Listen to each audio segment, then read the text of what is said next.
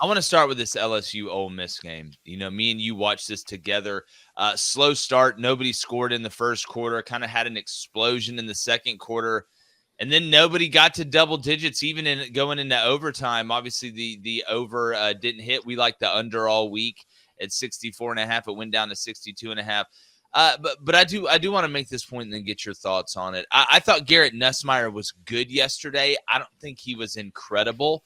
A lot of that was because what LSU was doing from a passing standpoint. A lot of it was down the field. That's why it was 22 of 51. Mm-hmm. That completion percentage isn't great, but they hit some big plays, right? And that was kind of the knock that we've had with LSU and Brian Kelly opening up the year, whether it was with Jaden Daniels against FSU or whether it was against USC with Garrett Nussmeier was not really pushing the ball down the field. Well, they did it yesterday, and they just out-clutched Ole Miss.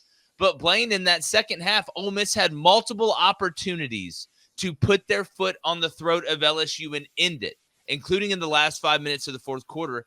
And Lane Kiffin's team, with the ball in their hands, which is supposed to still be their strength. I know we talk about balance, but I mean, Ole Miss, you had your chances. LSU, you let them hang around. And in Death Valley, you end up dying when you do that. Yeah, let's go ahead and give all the credit to the fans down there. That place was absolutely electric. We talked about it all week. It's tough to walk in there with a 6:30, 7 o'clock game and expect to get a win. Surprisingly, and I've said this all week, I was impressed by both of these defenses. I liked Ole Miss defense a little bit more walking into this game, but I don't remember the exact number. But how many sacks did LSU have in this football game?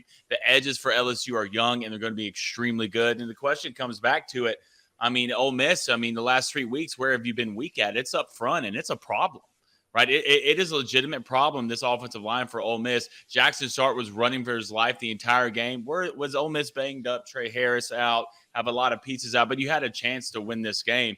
And another thing on the LSU part, which we've hit all year, I'd rather tell you whoa than go, right? And this was one of those games where you had to tell LSU, whoa. Brian Kelly was trying to get it all at one time, and there's a certain time. I respect that. After what you've been saying all week, Brian Kelly, I remember that we talked about on that last drive.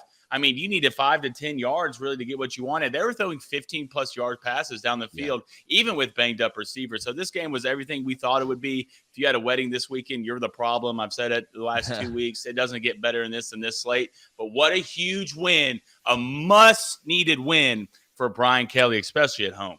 Well, David, we can talk about Ole Miss's offensive line struggling somewhat, and there were some struggles, but Ulysses Bentley did go for over 100 yards on 11 carries and a score.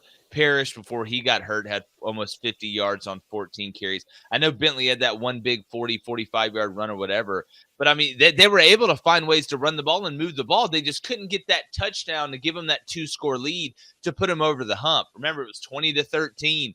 LSU was just hanging around. Then it was 20-16. Then it was 23-16. And finally, LSU, because Nuss, that throw, we talked about his anticipatory throwing ability, and sometimes it gets him in trouble, where there were times where it really came through in the clutch for him, including putting that ball exactly where it had to be to Aaron Anderson to give them the touchdown to send it into overtime. And what did you think about the decision to kick the extra point? I know we're going to get into Florida not going for 2. Blaine, I know you want to talk about that as well. What do you think about that decision, David? And then what do you think about LSU moving forward and what this means for the playoff for them? Yeah, no doubt. Well, Blaine, the answer to your question, how many sacks did LSU have? The answer is 6. The answer is 6. And just in case you wanted the mirror stat on the other side for Ole Miss, the answer is 0. Yeah, that's not a great recipe to win a game. And then when you said, hey, it's hard to go down into Death Valley and get a win at Tiger Stadium. Yes, we all know that, but it's especially hard when the opposing team doesn't take advantage of the opportunities they're given to take that crowd out of it. Once it hit overtime, I'm sitting there. I could feel it on the TV screen, man. I can't imagine what it was like to be in there. And then all of a sudden I'm looking, you're cooked. You're cooked now because now this crowd is the 12th man. That's another player on the field, and they're going to suffocate you. I don't think Ole Miss took advantage of the opportunities they were given. That was an awful overtime performance there. All credit to LSU, though. And this is why I was torn on the game, because I thought Ole Miss had a better football team, and I thought for much of the night that played out. I'm not impressed with LSU on offense. I don't really know who is. I know, big time throw at the end of the game there, but for the rest of the 60 minutes, I don't think they led in the ball game. I don't think they led 1 second in the ball game until they won it at the end. But They were coming off a bye, and they'd be at home, and it'd be at night. And Brian Kelly, like I said, historically is really good coming off the bye. What does this mean for both programs moving forward? Look, I don't know. Ole Miss, you have 2 losses now, and you hadn't even played Georgia yet. I thought that's where we were with Ole Miss this year is, hey, can you finally get over the Georgia and Alabama humps, not losing to Kentucky and losing to LSU when LSU doesn't have one of the better teams that we've seen in the last couple of years.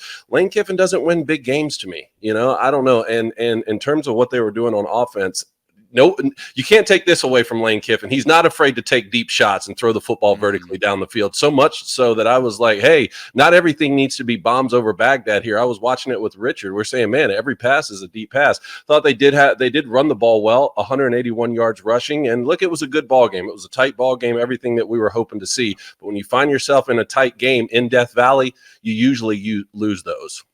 Yeah, and David, it's funny. It wasn't just Ole Miss that it seemed like everything in the passing game was down the field. It was both Ole Miss and LSU. Like there was a point in that game where I was watching it where I was trying to remember the last time somebody threw a pass that was under 8 yards. I mean, we talked all week about, hey, look, if I'm Ole Miss, we're going to obviously see if we can run the ball and then make LSU tackle in space. I thought LSU actually tackled in space pretty well. Caden Lee for Ole Miss is a hell of a player, the guy they had in the slot. I mean, he had 9 catches, 132 yards, wasn't able to find the end zone, but he was able to do some things after the catch. But this, Blaine, and I want to get to the chat before we move on.